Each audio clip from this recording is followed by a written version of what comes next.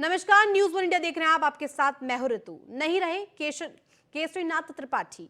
और आपको बता दें कि केसरीनाथ त्रिपाठी का आज निधन हो गया। पूर्व राज्यपाल केसरीनाथ त्रिपाठी का आज निधन हुआ। 89 साल की उम्र में केसरीनाथ त्रिपाठी का निधन हुआ है और आज सुबह करीब 5 बजे उन्होंने अंतिम सांस ली। और आपको बता दें कि सीएम योगी ने निधन पर दुख जताया है।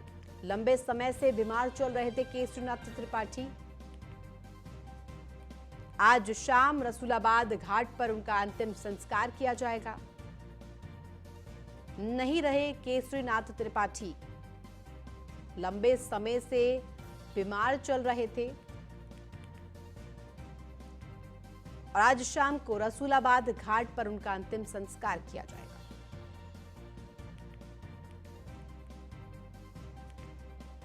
नवासी साल की उम्र में केसरीनाथ त्रिपाठी का आज निधन हो गया।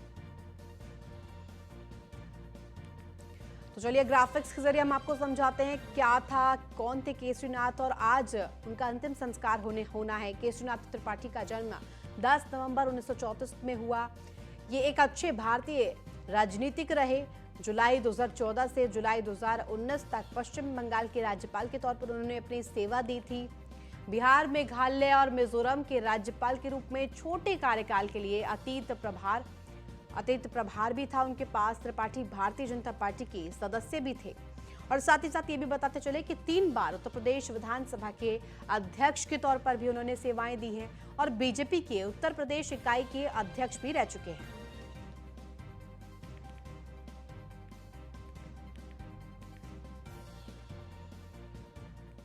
वहीं पूर्व राज्यपाल केशरीनाथ त्रिपाठी के निधन पर पीएम मोदी ने दुख जताया है। प्रधानमंत्री ने अपने ट्वीट में लिखा कि श्री केशरीनाथ त्रिपाठी जी अपनी सेवा और बुद्धिमत्ता के लिए सम्मान दिया जाता था। संवैधानिक मामलों के जानकार थे। यूपी में बीजेपी को मजबूत करने में उनकी महत्वपूर्ण भूमिका रही और उन्होंने राज्य के विकास के लिए कठिन मेहनत की। उनके निधन से बहुत दुख हुआ है। उनको परिवार और उनके चाहने वालों के लिए संवेदना। ओम शांति। ये ट्वीट कर आज उन्होंने दुख जताया है। केंद्रीय रक्षा मंत्री और यूपी के मुख्यमंत्री रहे राजनाथ सिंह ने भी केशरीनाथ जी के निधन पर शोक जताया है। उन्होंने लिखा कि पश्चिम बंगाल के पूर्व राज्यपाल श्री केशरीनाथ त्रिपाठी जी का आज एक लंबा सार्वजनिक जीवन रहा है, जिस दौरान उन्होंने बड़ा महत्वपूर्ण योगदान किया। उनकी सहजता, सरलता और विधुता सभी को प्रभावित करती थी।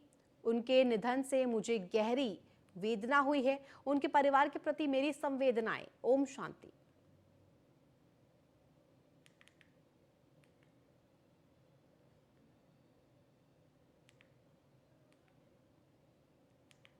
इसी क्रम में केंद्रीय गृह मंत्री अमित शाह ने ट्वीट कर दुख जताया है। बीजेपी के वरिष्ठ नेता और पूर्व राज्यपाल के पंडित केशरीनाथ त्रिपाठी जी के निधन की सूचना से बेहद दुखी हूं। उत्तर प्रदेश में पार्टी के संगठन को जमीन पर मजबूत करने और गरीब और वंचित वर्ग के कल्याण के प्रति वे जीवन भर समर्पित रहे। ईश्वर उन्हें अपने श्री चरणों में स्थान दे। ओम शांति। ये ट्वीट कर केंद्रीय गृह मंत्री अमित शाह ने ट्वीट कर दुख जताया है। वहीं केशरीनाथ त्रिपाठी के निधन पर सीएम योगी ने ट्वीट कर दुख जताया। उन्होंने लिखा कि वरिष्ठ राजनेता, भाजपा परिवार के वरिष्ठ सदस्य, पश्चिम बंगाल के पूर्व राज्यपाल आदरणीय केशरीनाथ त्रिपाठी जी का निधन अत्यंत दुखद है।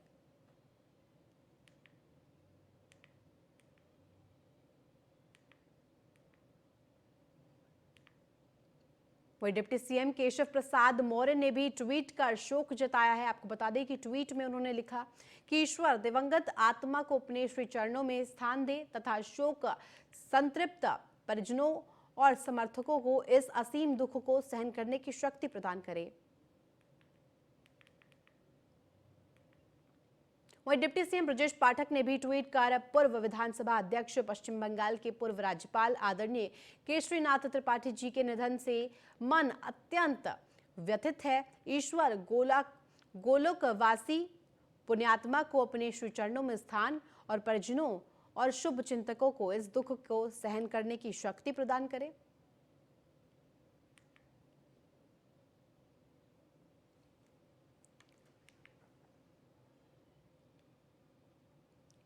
सभी नेताओं ने आज ट्वीट कर दुख जताया है।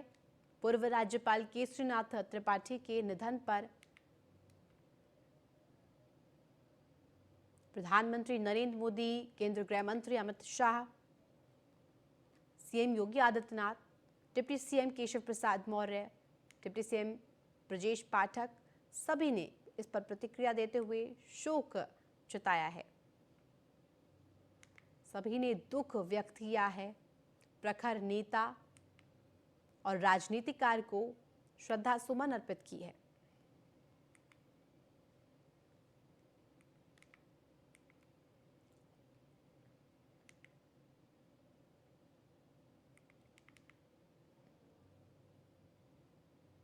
पूर्व राज्यपाल केसरीनाथ त्रिपाठी का आज निधन हो गया। 89 साल की उम्र में प्रयागराज स्थित अपने आवास पर आज उन्होंने अपनी अंतिम सांस ली। 89 साल की उम्र में उन्होंने अंतिम सांस ली है। आज सुबह करीब समय था 5 बजे जब उन्होंने अंतिम सांस ली। सीएम योगी ने भी निधन पर दुख जताया है।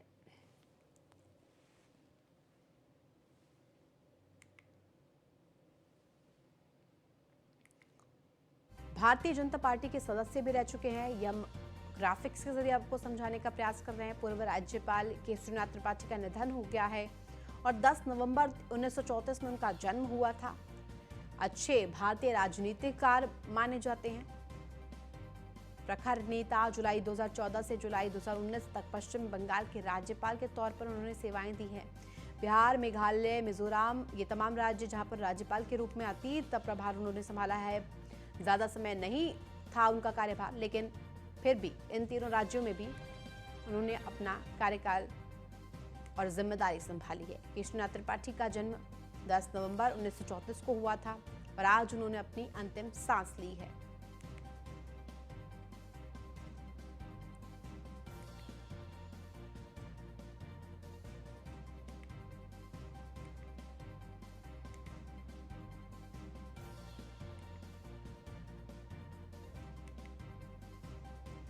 प्रखर नेता भारतीय जनता पार्टी के माने जाते हैं। भारतीय जनता पार्टी के लिए अपूर्ण क्षति है ये। और आज शाम अंतिम संस्कार किया जाएगा। खास तौर पर अगर हम बात करें यूपी की, तो यूपी में कई बड़े फैसले उनके द्वारा लिए गए। विपक्षी नेताओं से भी काफी अच्छे संबंध उनके रहे हैं। कोई भी उनकी विचारधारा को दरकिनार नहीं कर सकता था और आज उन्होंने अपनी अंतिम सांस ली है 89 साल की उम्र में।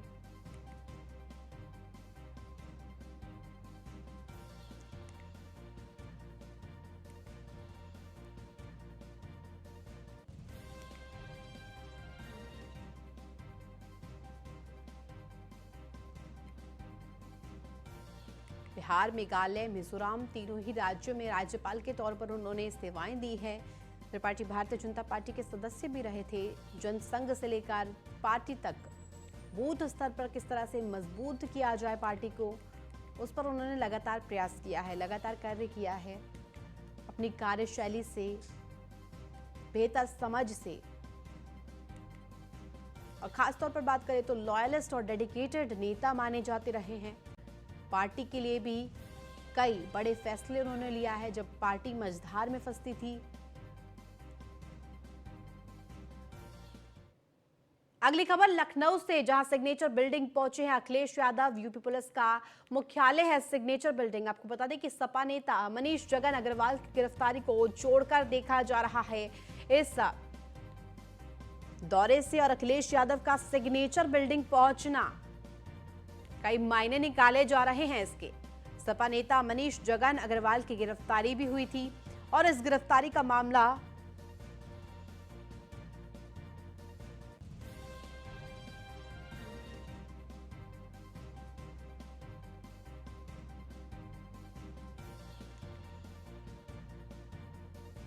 सपा नेता मनीष जगन अग्रवाल की गिरफ्तारी का पूरा मामला निकाला जा रहा है, तोड़ निकाला जा रहा है कि सिग्नेचर बिल्डिंग पहुंचकर उस पर उससे जुड़ी कुछ बातचीत हो सकती है।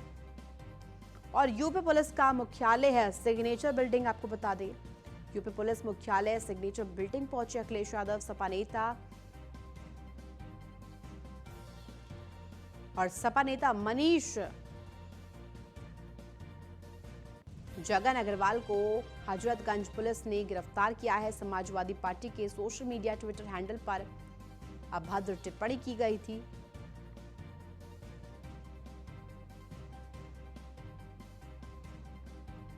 सोशल मीडिया पर अभद्र टिप्पणी को लेकर के अब ये मामला प्रकाश में आया है।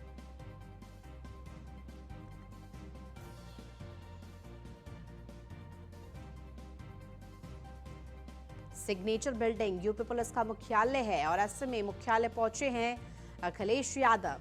खासतौर पर मनीष जगन अग्रवाल की गिरफ्तारी का मामला निकाला जा रहा है कि Sapa media cell Twitter handle के संचालक मनीष जगन की गिरफ्तारी का पूरा मामला हो सकता है, जिसके लिए आज यूपी पुलिस मुख्यालय सिग्नेचर बिल्डिंग पहुंचे हुए हैं।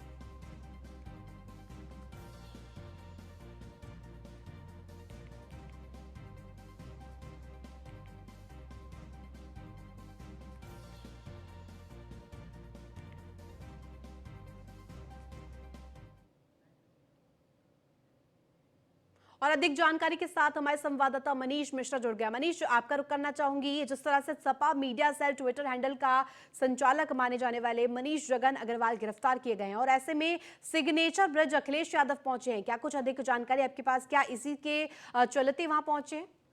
मतलब है भारतीय जनता पार्टी की सरकार लोगों की करना चाहती है।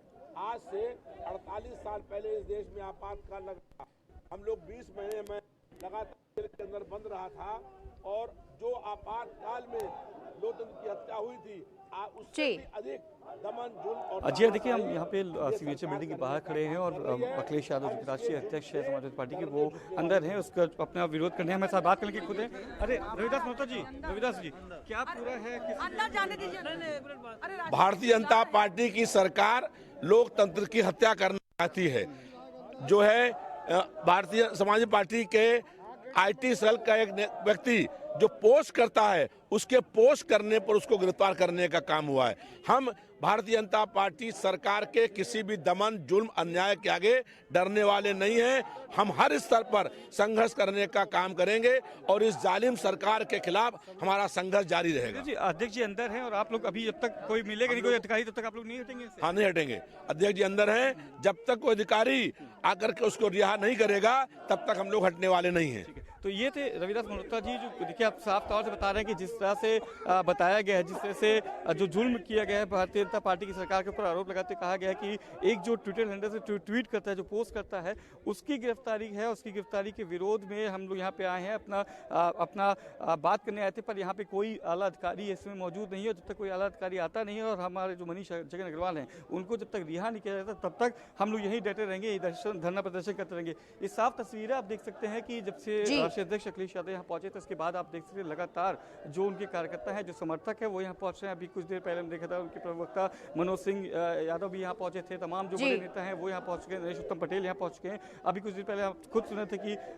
रविदास मेहता जो कि यहाँ से विधायक है, लखनऊ से विधायक है, वो भी यहाँ पहुंच चुके। तो तमाम तरीके की जो इस समय आप देख सकते हैं, जिस तरीके से अखिलेश यादव के यहाँ आने के बाद जो सिचुएशन है वो किस तरीके से पूरी आप देख सकते हैं कि तमाम जो अलतकारी हैं अब उनका भी यहाँ पे पहुंचना शुरू हो चुका है। पुलिस फोर्सेस हम दिखाएंगे, बात करने की जो फोर्सेस हैं वो यहाँ पे डिप्लॉय होने लगी। तो माना जा रहा है कि जिस तरीके से जो जिस हिसाब से अखिलेश यादव और उनकी जो पूरी टीम है, उनका ये कहना है कि जब तक हमें यहाँ पे कोई बड़ा अधिकारी, आला अधिकारी उनसे बात नहीं करेगा और जब तक मनीष जगन अग्रवाल की रिहाई नहीं होती, तब तक वो सिग्नेचर बिल्डिंग से नहीं हटेंगे। जी बिल्कुल मनीष, और ऐसे में आपसे समझना चाहूंगी, क्योंकि तमाम नेता वहां पहुंच रहे हैं, विरोध कर रहे हैं इसका कि ये गिरफ्तारी जो हुई है ये गलत हुई है, और खासतौर पर आपसे जानना चाहूंगी अभद्र टिप्पणी के मामले पर ये कार्रवाई की गई है, तो क्या कुछ वो अभद्र टिप्पणी थी, क्या वो आप हमारे दर्शकों को बता सकते हैं?